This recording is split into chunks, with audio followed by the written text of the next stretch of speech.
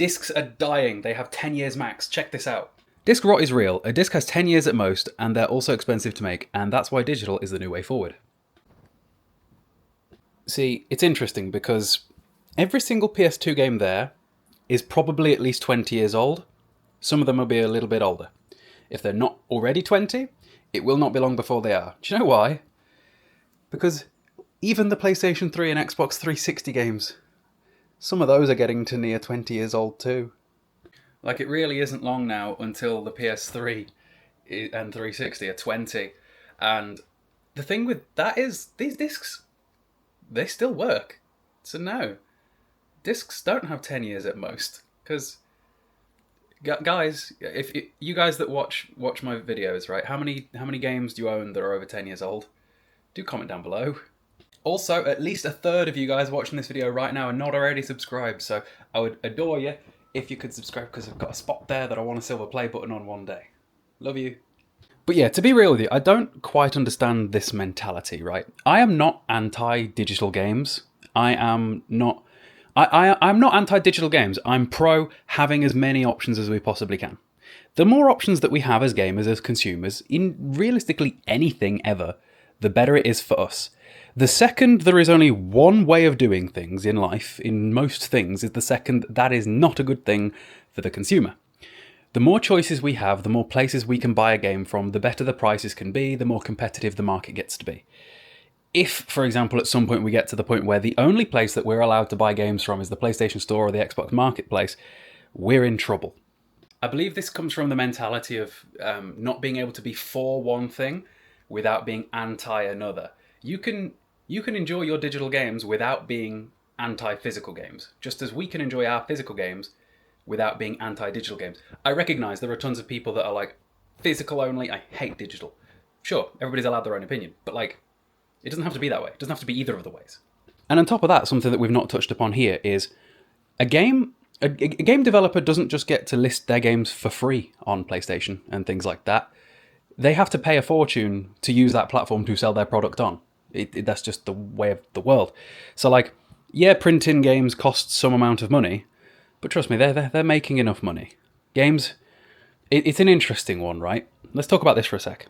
In recent years, with on-disc DLC and just crazy amounts of microtransactions being in games and battle passes and just shoddy monetization practices becoming so normal for so long, there's an entire generation of gamers, and I experience this every day on TikTok, that do not remember a time where games finished in a released state and were largely the same game a year later as when you bought them. Whereas now, there's a real decent chance that if you buy a game, that the game that you're going to play in a year's time is going to be pretty different to the one that you're playing on day one.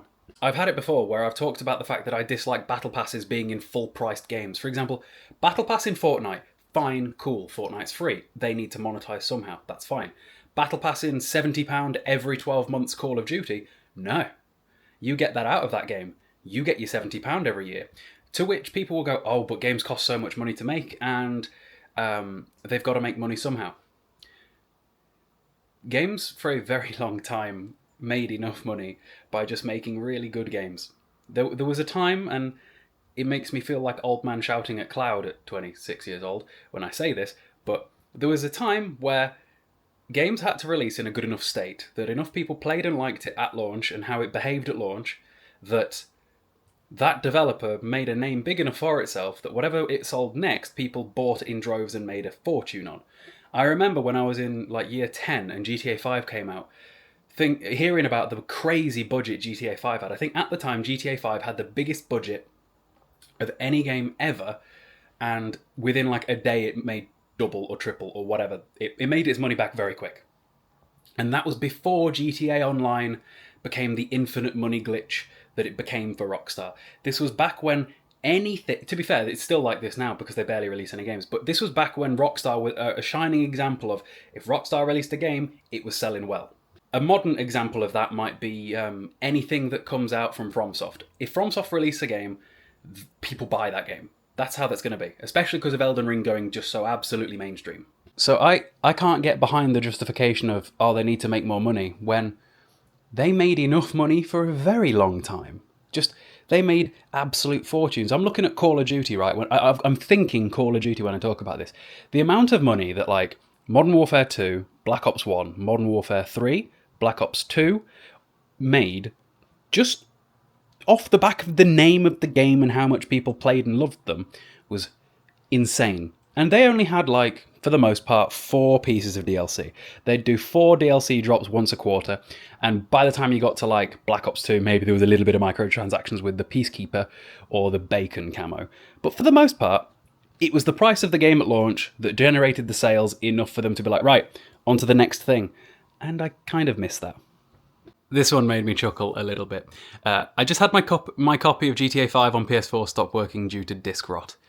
My friend, I hate to break it to you, right, but as somebody that spends a lot of time in CEX and like around physical games, I'm willing to bet you that your GTA 5 didn't stop working because of disc rot, but just because of the condition of it. Games like GTA 5, Uncharted, FIFA, Red Dead 2, like, you know, all of the absolute definition of most mainstream games ever, they are usually the games that are in the absolute worst condition ever when you actually look at the disc. Like, disc rot and like just bad condition are not necessarily the same thing. Disc rot is a thing that happens without you having to manually damage the game yourself through wear and tear or usage or accidents over time. Because I really don't think that PS4 is old enough to start rotting. Like, surely PS4 is not old enough to start rotting. I don't know much about like the biological process that causes disc rot, but like, surely to God, a game that is a decade old at most is not beginning to rot when we have, especially a Blu-ray as well, by the way. It's not like a regular DVD like a PlayStation 2 game. Because again, we've got history of games. PlayStation 1 games still work, and they are absolutely all over 20 years old at this point. So it's like, no, surely not. Like, did you at any point like lend it to a little brother and he like chewed on it a little bit? Because that happens. This one's a really nice fella. What Steelbooks am I after? Maybe do a video for it. I'd like to send my spare ones I have, which are of no use to me anymore. So thank you for this, dude. Basically, I am kind of looking for PS3, PS4, or PS5 Steelbooks. I'm not even after any in particular. Like, I don't have like a list like I do my regular game collecting. It's just a case of when I run into them at CEX, I'm like, oh yeah, that one. Oh, there's one. I'll get it. As long as it's like reasonable, you know? So thank you loads for that. I do have a PO box if you check the description of this. Yeah. Because, like, to be real with you, I don't even know what games do have Steelbooks and what don't. The other day, what I did was I went on eBay and I just typed in PlayStation 4 Steelbook and I just started looking at what there was, and there's more than you'd think. Like, so many games get Steelbooks. Not as many as DVDs. I feel like almost every DVD has a Steelbook. Like, my local CX in particular has apparently one bloke who is some sort of prolific 4K DVD collector, and he constantly takes in and refreshes their stock of Steelbook 4Ks. So, like, you know how every CEX has got the really expensive stuff behind the counter on the top, usually, or behind the glass? My CEX, it's just full of 4K Steelbooks. But yeah. So in terms of what am I after, I really don't know, because again, I don't know what there is. I'm just on the lookout. When I walk into CEX, I'm just browsing to see if I run into one. Like the other day, I wasn't looking for Back 4 Blood on PlayStation 5, but I saw that there was a Steelbook for it for the same price as the regular foot one. I was like, well, dibsed, you know? So, yeah. Thank you, though. Cheers. Like, that is crazy. It's mental to me that people just want to send stuff. This one's interesting. In November, CEX is increasing the 2-year warranty to a 5-year warranty. That is pretty brave of them, because when you think about it, the 2-year warranty is already on the more lenient side, considering the way some people treat their equipment.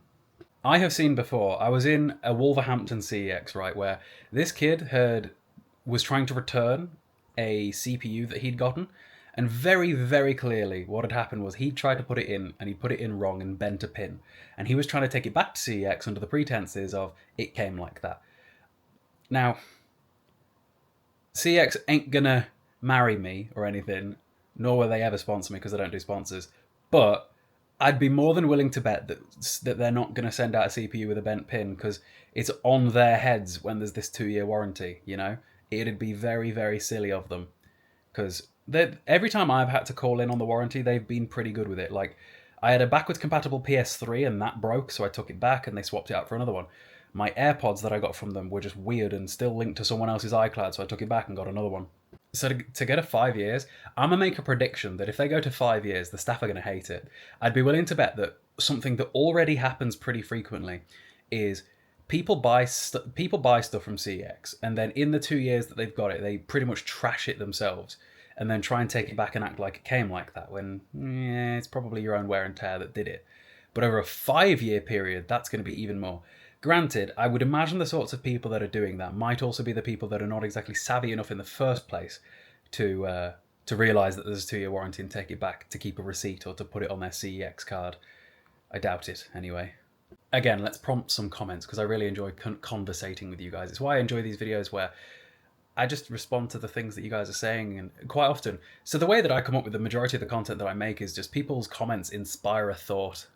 Realistically, this is an interesting one, and it's self-admittedly a bit of a character flaw, is I'm terribly uncreative, especially for somebody whose career at the minute is creating content. I'm really not very creative. If I had to come up with ideas from nothing, I'd struggle. I even have a whiteboard for it back there that I use to try to do this sort of thing, but every time I come up with an idea, the video flops.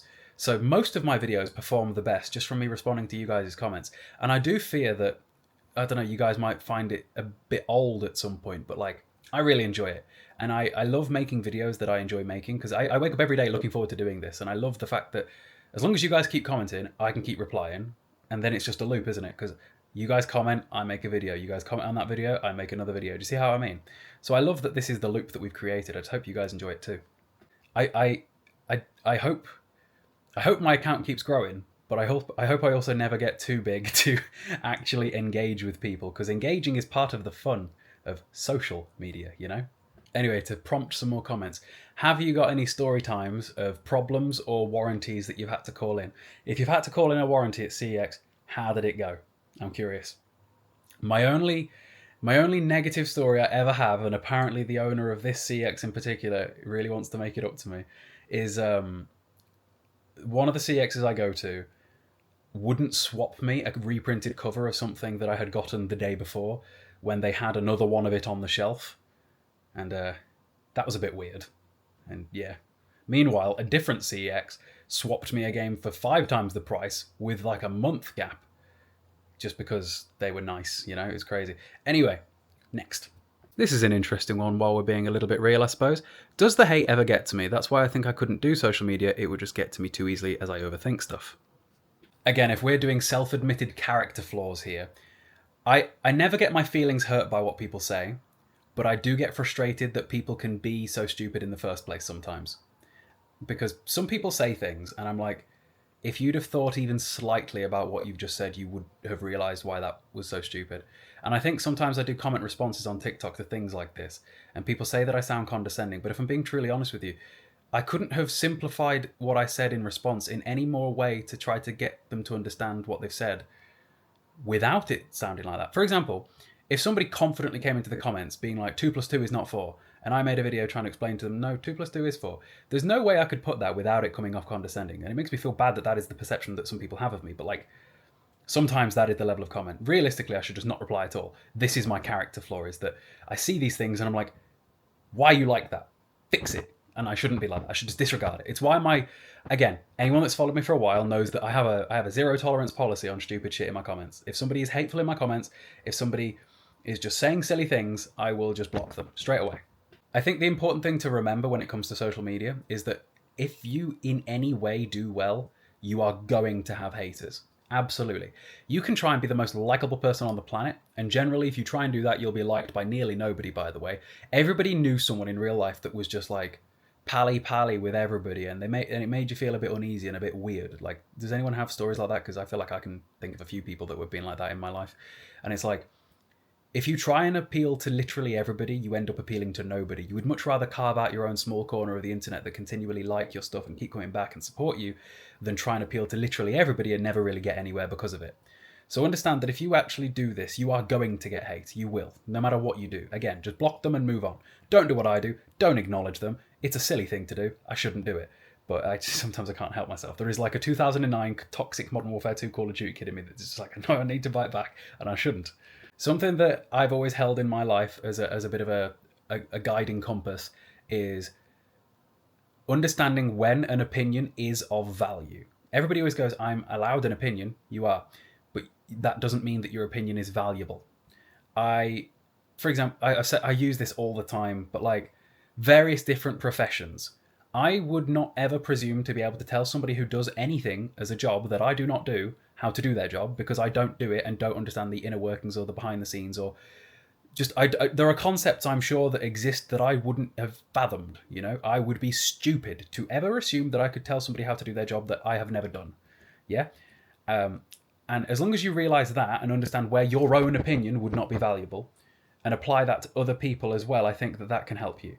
So people will offer their thoughts and criticisms of what you do, but coming from a place of ignorance in the nicest possible way. They just don't know better. And you have to just learn to disregard their opinion because it wasn't valuable, because they don't know what they're talking about.